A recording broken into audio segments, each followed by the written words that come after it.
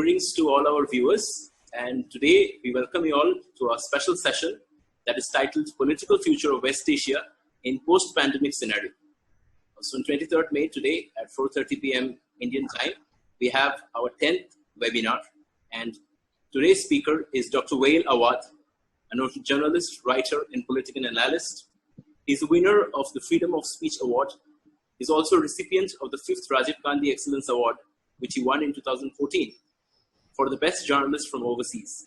He served as the president of the Foreign Correspondents Club of South Asia for 2 terms from 2003 to 2005 and 2013 to 2015.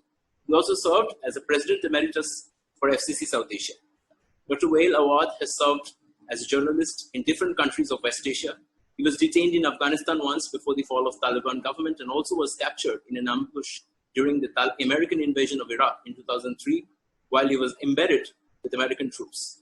We are deeply honored to have him today to deliver this talk on the topic Political Future of West Asia in Post-Pandemic Scenario. As we see that the pandemic situation is developing, and in this situation there has been spiking cases in West Asia, particularly in Iran, Saudi Arabia. Also now cases are also spiking in Iraq, in Qatar. So in these circumstances, what is the future? And as we see the role of America is shrinking in the post-pandemic scenario, and a rising China, and also countries like India, Germany, Japan also emerging. So in this scenario, what can be the political future of the West Asian region is what will be the focus of today's discussion. The viewers can ask questions at the end of Dr. Awwad's lecture. So over to Dr. Awwad. Thank you for the introduction. Good evening, everybody. And this is, thank you. I have been waiting for this for some time, and I thought I will be happy to join in during the coronavirus pandemic that we have to be online. So we are doing it for some time online with many people. I hope I am audible. Yes, you are. Okay, now I will be sharing with you the screen from time to time where I will be putting my power presentation for my today's presentation, you know. So if you allow me.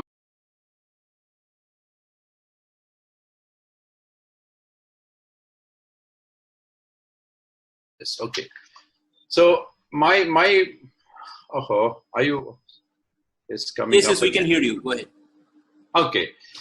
The objective of this will be we look up before the pandemic, how was the situation in the Arab world, and also we look at from the during and after the post-pandemic of coronavirus. Actually, before I need to give you a small introduction of the Arab and the West Asia, which I'm happy that you call it West Asia in India because it is known as the Middle East, but it is actually West Asia. And India have already come up with the term WANA, which is West Asia and North African state, is just to give the actual figure of the Arab world from the North African state into the Gulf states and including all the Arab countries, which have been part of the Ottoman Empire during the Turkish occupation of the Arab world, and after the occupations and then after the Sykes-Picot 100 years ago, when the British have promised us that they will give us an independent from the Turkish occupation when we join hand with them to defeat the Turk. But then at the end of the day, they were planning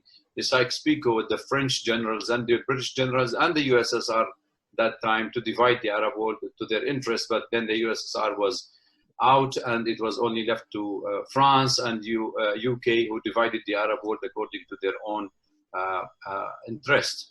So in a quick success of this overview is we have to see from the post-Second World War, where the Arab countries have been gaining independence ever since then. And then we have been, most of the Arab leaders have been brought by the colonial power, which has been taken over in the Arab country, and most of them came over the tank. So none of the Arab leaders actually have been elected democratically by the Arab world. So we have been, ever since the Second World War, the Arab world has been in turmoil and continue to be so. So we gained independence, and we had a problem with the absence of real democracy, the equal opportunities, social justice, and respect of the constitution, which kept the Arab world in a turmoil and most of the Arab capitals. So therefore, we can't say that we had been a democratic states in the Arab world, but like to say that we have been post-independence, which had continued to be a political instability. So the Arab world have not seen that. So what happened was that we also have a problem in the Middle East, which was created by the colonial power, was the formation of Israel inside the Palestinian, according to us, which was the main cause of the pan-Arabic movement against the Israeli government. And therefore, we with the Palestinian lost their states. So we continue with the strike, continue with the struggle throughout, and then we noticed till recently we have started having what is called the Arab Spring. And the Arab Spring actually is not that we have been indigenous movement, but it has been an indigenous in many ways because of this, as I said, because of the plights in the Arab street that have been causing it. But it's somehow hijacked by the extremist forces and turned out to be a Muslim Brotherhood and Islamist movement rather than having its own aspiration and meeting the demands of the people and the young people who wanted a new country, who wanted a new constitution, a new democracy, and living in peace and harmony. But it's been hijacked and turned out to be more of a communals and civil wars in many of the Arab states, which have been supported from outside. And no doubt that the external forces and the regional powers have played a major role in destabilizing the region, in increasing the number of fights, and also the battle zones have been expanding from Palestine, from Gaza, from Lebanon, from Syria, Iraq, into the North African state. We have seen in Libya, where we don't know now how many Libya we are we're heading for. Sudan become two Sudans. Egypt also had a turmoil till we had the military coup over Morsi, and then we have seen what the development there. And Yemen is the forgot part of the world, where the plights people have been suffering at the hands of the neighboring countries, especially to name the UAE and Saudi Arabia, in causing all this destruction and damage to the to Yemen, and same has been done to Syria actually, because we have seen most of the Arab countries, especially the Gulf states, namely Qatar and Saudi Arabia, poured billions of dollars because of the United States and the European have forced them to pay to destabilize and to follow the American policy of regime change. So therefore, this is the total picture of what we have seen in the Arab world, and not forget to mention also that the emergence of terrorism in the region was only mainly because of the jihadist culture started in Afghanistan in 1979, where the American, the CIA and the ISI of Pakistan and the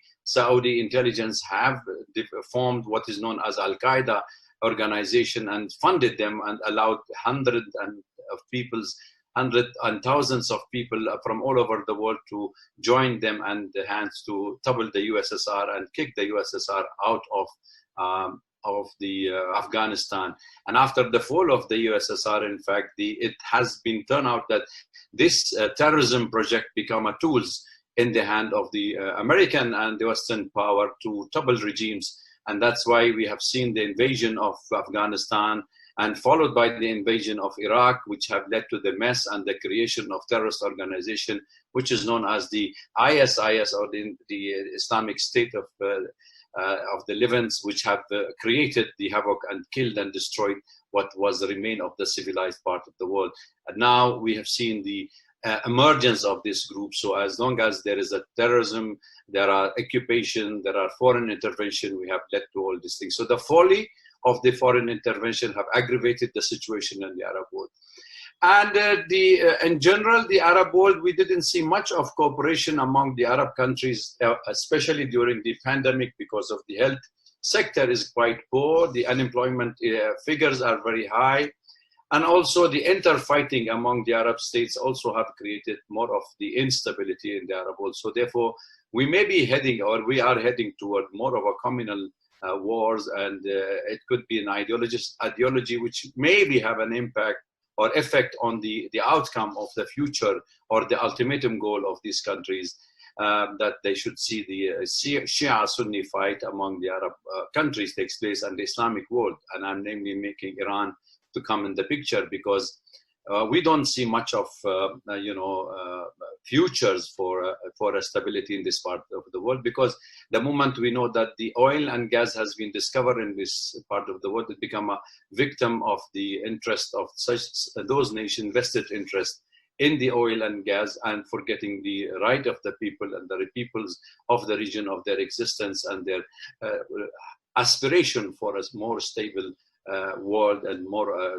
prosperous, and that should turn out to be a prosperity, not a doom for all these nations. And if I wish I were able to show you the pictures of which I have picked up some of the pictures in my presentation that you might be able to see, but nevertheless I will share the presentation with you guys whenever you want it, so you can put it online to see, because I have selected a couple of pictures to show you the democracy in the Arab world and how it was before the Arab Spring and during the Arab Spring. And that's what they have promised us, not a democracy, but idiocracy. And idiocracy means you become that using the foolishness of the Arab and telling them that you become more democratic.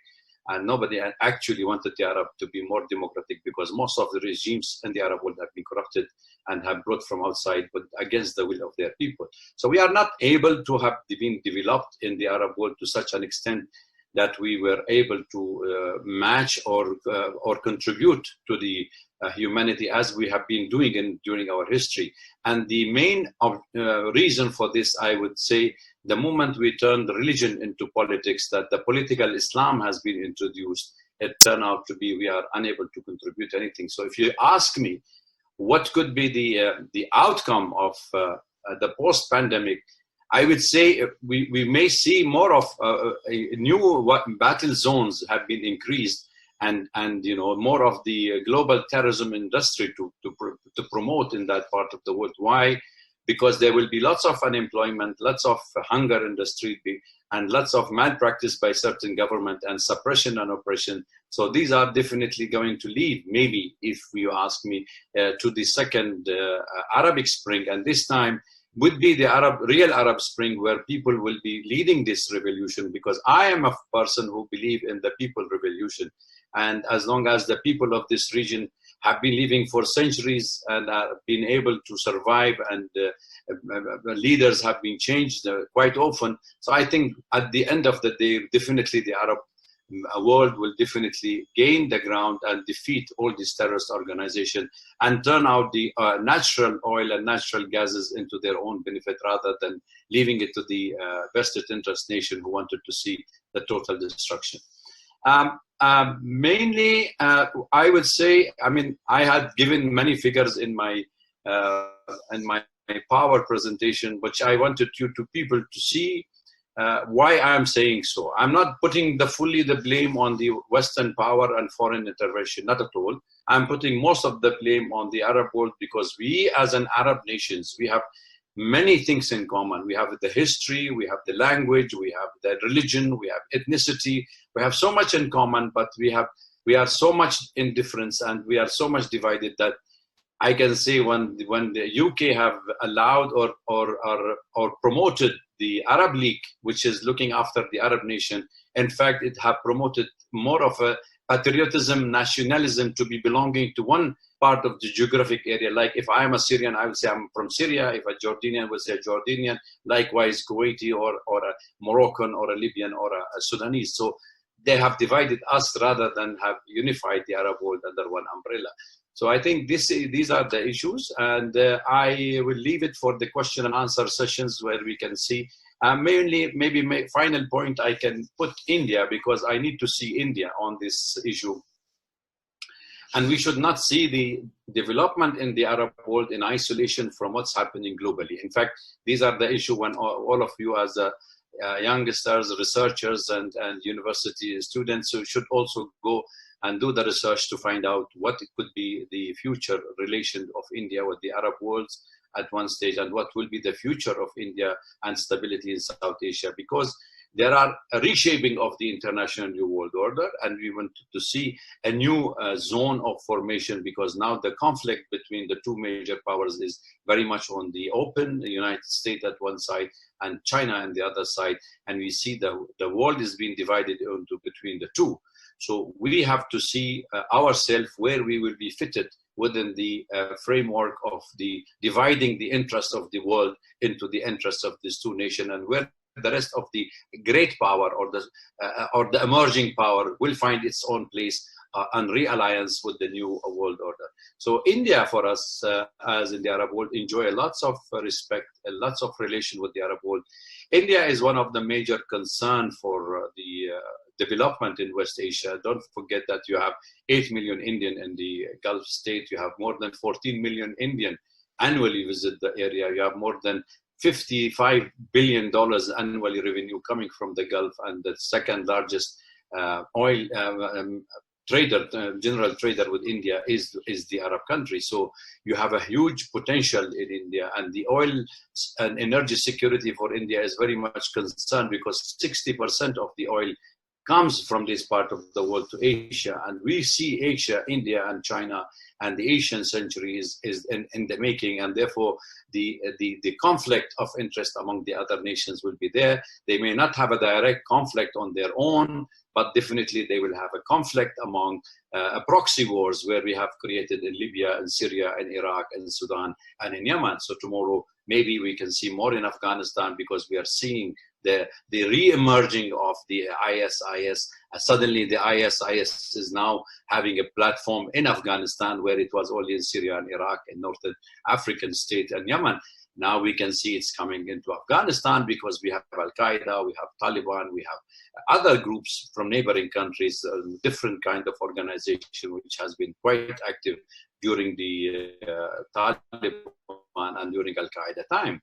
But now, because we have seen that terrorism has been used as a tool, so everybody has to fasten their belts and work together, because no one can fight terrorism alone. We all have to fight terrorism together. So therefore, we have to strengthen the secular states of every country which is secular in its nature, and defend it and fight for their rights for the people, and also reject a foreign intervention in any form in those countries. Because the moment you're destroying the secular forces, the more you are creating more of an anarchy, more of extremism filling the vacuum and creating more chaos in the world. So I see more of a post-pandemic multiviruses kind of a syndrome. I call it multiviruses syndrome, because the terrorism is a virus. Also the new battle zone is a virus. Small or big, it is also a virus. So there will be a rise of terrorism. There will be another fight we have to see. I started with Israel formation, and also Israel also will have another problem with the Jordan, because Prime Minister Netanyahu is willing to annex the West Bank, which include the West Bank and Jerusalem permanently from under the custodian of the Jordanian, and then they will kill the Oslo Accord with the Palestinians. So they will kill the dream of a Palestinian state, and therefore we'll continue to have a problem inside this part of the world, because most of the Arab countries definitely are also divided into two blocks. One block which is trying to normalize the relation with Israel under the pressures from the United States, and the other which we call the resistance bloc, which extend from Iran, Iraq, Syria, Lebanon, Palestine. That also the sect, which is also the bloc which is trying to resist the American dominance in the region. And we know American interest in the region is only based on two, which is the oil and gas, and also the Israeli dominance in this part of the world. So therefore, I see there will be more of battle zone, because it's at the sole beneficiary of all the wars in the Middle East. You know, it's the arm industry which has been flourishing, and I'm sure you all followed the Mr. President Trump gaining lots of military accord and agreements with the Arab Gulf, forcing them to buy weapons from the United States, more than $500 billion, and there is no battle area to fight. So where they want to do, what they want to do with all these weapons? You are not buying Atari or a PlayStation. It's a war. It's a fighting machine. So there has to be more of creation of more of battle zone, and I think we will be having more of hunger, more of anger, and more of revolution. And I hope there will be a spring, Arab Spring in the world, and peace can prevail, and we can see more stability. And that's my final word, is to tell you that Thank you. I wish you all Eid Mubarak, and may peace prevail, and the suffering of humanity should end also, and also we should say end of the virus corona, and the people should come out in the open, and we should know how to live a normal life, or live at least for a year with the coronavirus till they find the vaccine. So I leave it for open and answer session, and thank you for giving me this opportunity. Mark, back to you. Thanks a lot, Dr. Awwad, for your very insightful lecture, and I find your special mention on the hunger, anger, and revolution, and also that you find that there would be revolutions that would be led by people. Okay. So we can take a few questions if there are any. Do you have a question? Yeah. Question.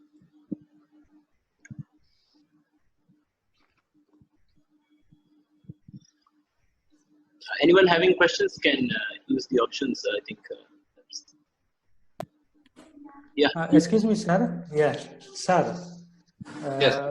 What do you think about the future of democracy in Arabian countries, in Arab countries?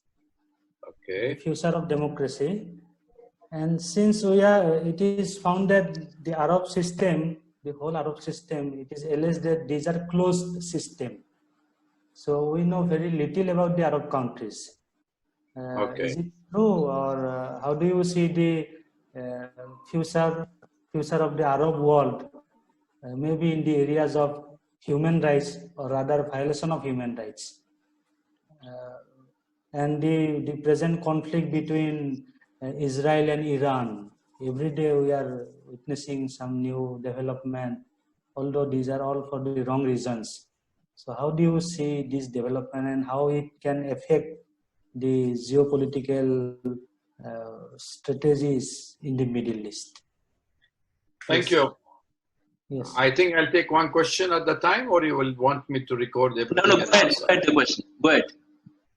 Okay. Now, thank you. This is an important question. Yes, we do have a problem in democracy in the Arab world. It's not like Indian democracy, where the democratic institutions have been, for years have been established and strengthened day by day, and therefore we envy India in many ways. But nevertheless, most of the Arab countries do have some sort of democracy in their own. There is the rule of the only one-party system has changed into a multi-party systems. And I think the people realize that they cannot allow this type of system to continue. Therefore, you see these revolutions in the Arab world have created a new sphere for them to work within the multi-party system. And that's why you see in Tunisia have changed a lot, and in Egypt also, where we've seen, and also in Algeria and Sudan. And I said the new revolution have started. I said it on purpose, because we have seen that in the people in Sudan have come out in the street and forced the military government and the establishment to come back and put more of the normal relation into effect. And therefore, we could see there is a new aspiration for democracy and freedom. I think as long as we don't, Ibn Khaldun introductory have mentioned the three pillars of democracy, which is one of the jurisdictive system, and one is the media, and then the governance. And I think any one of these three is loosened or interfered by the states, do lose the rest of it fall, and the government and the states fall. So therefore, we need to strengthen our democratic institution. And there are lots of young movement in the Arab world which is taking shapes. That's why I don't lose hope. Maybe in the near future, we may not find it very soon developed, but in general, the Arab world will accept it, and we will see it. So the Arab system is also changing, coping with most of the country. Like if you look at the North African state, if you look at Syria, if you look at Iraq, if you look at Jordan, we have different system from what the Gulf have. The Gulf have different system. They don't have political parties, except for Kuwait, which is having the parliament, which is having the upper hand in the speaking now. Most of the Gulf state run by monarch, and the monarch does not allow political parties to flourish. So they are also changing. There has to be some sort of changes to meet the demand of the people. But most of us in the Arab world have been at the receiving end of a regime change by the American and the West. See, most of the country which fall is actually the what we call the secular state, which is now most of the right wing and the extremism have taken over. Why? Because they don't want secularism. I mean, if you wanted the external forces to help us, you should not join hand with Saudi Arabia or Qatar as your symbolic leaders to lead an Arabic Spring movement. Basically, they are buying the arms, they're stealing, taking their money, they're forcing them to spend. They don't have democracy. You come and tell me, change democratic system in Syria or in Egypt or in Libya or on Tunisia. For God's sake, Gaddafi was one of the leading Arab figures and one of the richest country in the Arab world. Neither they had Sunni Shia, and they had nothing. He also opened all his system to the American and to the West, and they betrayed him, they killed him, they stealing his money, and I can challenge anybody who can tell me who is the president of Libya currently, or how many Libya do we have. So see, the problem is not that we have to only put the blame on the Arabs. Also, we should put blame on the international system, which is not allowing us or not helping the people of the region to change their government as per the norm and regulation of the rest of the world. So therefore, system has to be replaced, new system has to be generated. Post-pandemic in any way has to change, will be changing many parts of the world, because the world after coronavirus will not be the same before as we have seen it. And you will see lots of changes in those government and system all over the world, not only in the Arab world.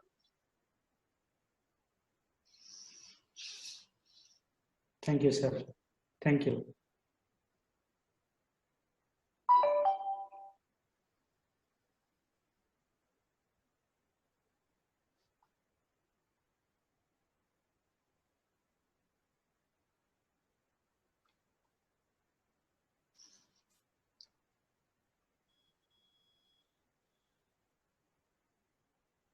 I think we need to concentrate more onto fighting the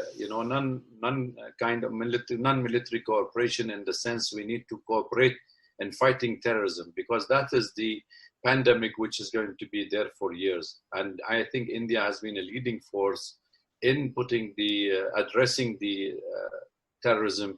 And we should remove the infrastructure of terrorism and state-sponsored terrorism and non-state actors, which has been coming up and again. All these things, I think terrorism should be one of the major forces to fight with. Yeah, thank you. Your presentation, you have talked about the Shia-Sunni sort of the crisis between them, the conflict between them.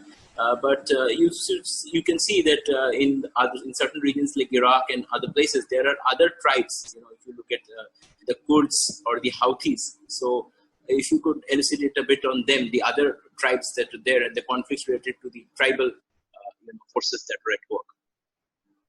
Yes, I think I did mention this, because why I said I did not mention I forgot to answer the part of the Israeli and Iranian, because that is also fall in the category where they are demonizing Iran as a Shia country, and they're fighting against the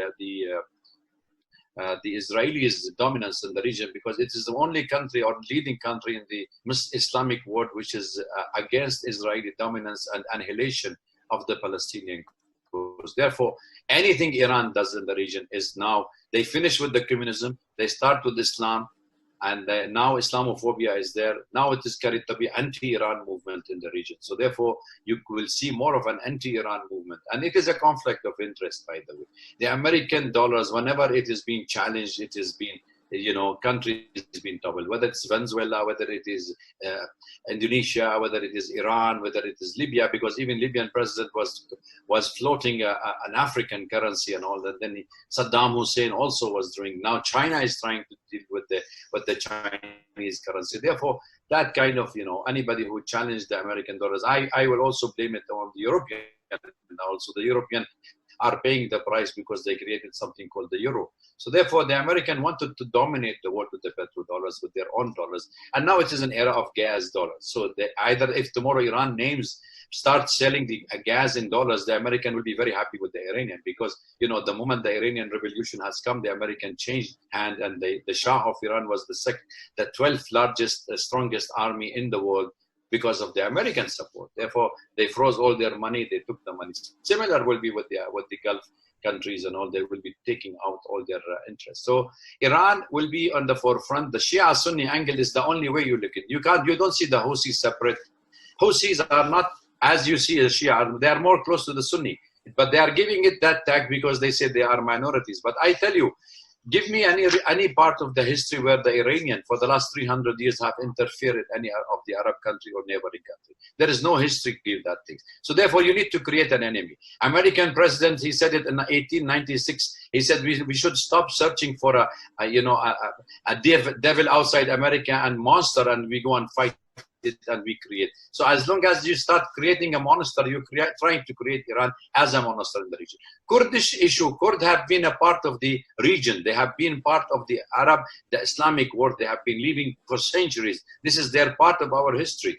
But people start supporting them because they were minorities. And minorities being prosecuted in the Arab world, in the Islamic world, they have taken full advantage by vested interest countries. So the Turk have been cheated throughout history by the British, by the Iranian, by the Turk, by the American now. Everybody have cheated them and promising them independence state. Nobody will give you an independent state unless and until you integrate with the rest of the society. Therefore, Iraq regime, actually, when you look at Iraq map, I covered Iraq war before and after the fall of Saddam Hussein, and then the American invasion, and then what we have seen. What we have seen is they have seen an American policy which is based on a sectarian division. I mean, the commandment, the Constitution of Iraq written by Bremer, the governor of the United States, right. They have given a disintegration where you have to vote according to your ethnic or your religious or your sectarian group. So there where we start finding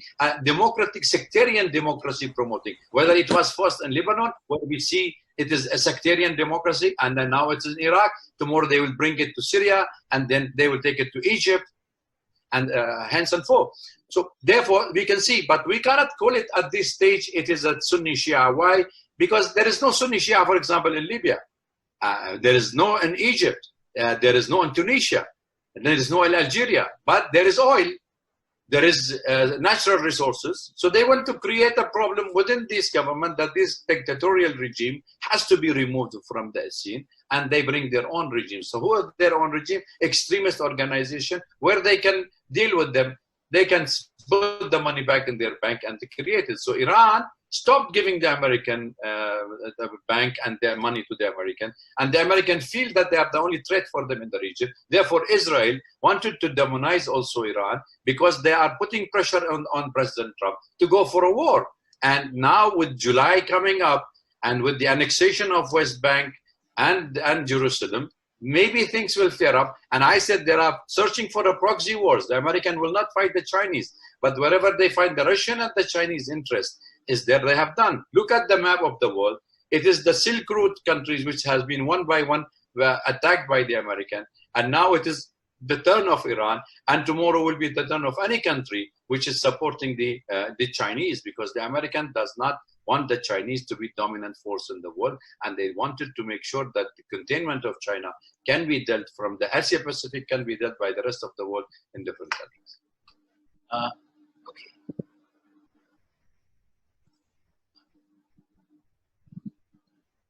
Thank you, Dr. Awwad, for your answer. Just a final question. We have two observations, actually. Based on that, I just put in those two together. So basically, I wanted to ask you about the question of media and how the media portrays it. And so in that regard, do you think that the media has created this hype about the Shia-Sunni divide? And another point is about, do you think the whole notion of democracy in Arab world, and which the United States have often tried to sell, establishing democracy, do you think this is a manufactured democracy, or do you think this is a natural democracy? You have said, of course, that the people were not at the forefront of the movements, etc. So if you could just close in with that, these 2 points.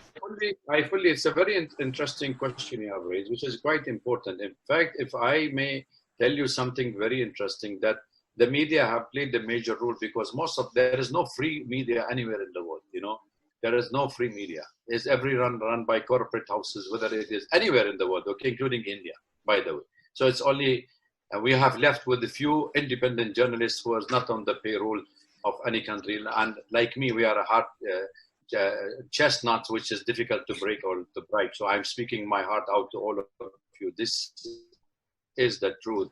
There is no, the media have done lots of damage to the cause, lots of damage for any fight in the world. They are promoting it. It depends which part of the world you are. You remember Bin Laden was seen as the veteran by the New York Times. 22 years, he was display his picture on front pages of the New York Times or the Washington Post that he is the veteran fighting the Soviet Union. And suddenly after the Soviet Union being defeated, he turned out to be a terrorist. So terrorists, you are terrorists when you attack them, but you are a rebel or a revolutionary when you are with them. So where do we have the media play the song? In Syria, we have an example. Many groups, many people have turned out to be like, they created their own opposition. They created for us even a revolution. We don't have a revolution. We don't have an opposition. Everybody has got his share of the money and the cake, and they have been bribed by them. I know people who have run the National Council of Syria, which they were renting houses in France or in UK or in US. Now they are buying houses. From where they got the money? If you have not been bribed, then you sold your country. Therefore, I always believe on the people on the ground who can do. Media is doing damage. Media is not doing us a favor, not helping anybody. Therefore, whatever you see on the TV, do not believe. Look for the wider pictures. You are researchers. You are think tank people belong. You have enough access on the network, on the bloggers, on writers to go and research and find out what media is trying to teach you. Nobody should, even I am trying, don't convince what I am saying. Just try to find your way of looking at the things from your own angle. And I think that is what I always provoke people. I provoke everybody whom I talk to. I tell you, go and search, go and research, because that's the only time when you will find out that you have been taken for a ride and for granted that whatever they are trying to smear the public opinion because they wanted us to believe that is the only way out. If somebody telling you regime is changed for what? Who are you to change a regime? It's not that people write, you want us to take a democracy, then why are you changing our regime? This is the same regime your government approved. When President Obama came to the Arab world to deliver his speech, I was on Indian channel. They asked me, what do you think of the speech? I said, God help us, he's starting a revolution. I know I could sense it from his word. I was on Times Now. And my colleague was, Goswami was there on the line, Arnab. And I said, we are worried about it. We are going to have it. So it happened. Then we had the Arab Spring. Now Trump has come. He's 3 elections. He wanted to do the same. So media is being used by the government, by the corporate houses who run the corporate media. There before, we don't know where we are. Look at the virus of the coronavirus. Everybody is PhD scholar now. They will talk to you about coronavirus in different way. China behind it, US behind it, France behind it, name it, and everybody behind it. So depend a part of the world where you are, you will frame it into a pandemic. You should work on your own, watch media, but read for the bloggers and books, which will also give you more of a wider understanding of the development. Thank you so much, Dr. Awwad, and thanks to all the viewers. Thanks a lot. Thank you very much for having me, and have a Eid Mubarak to all of you. Thank you. Thank you.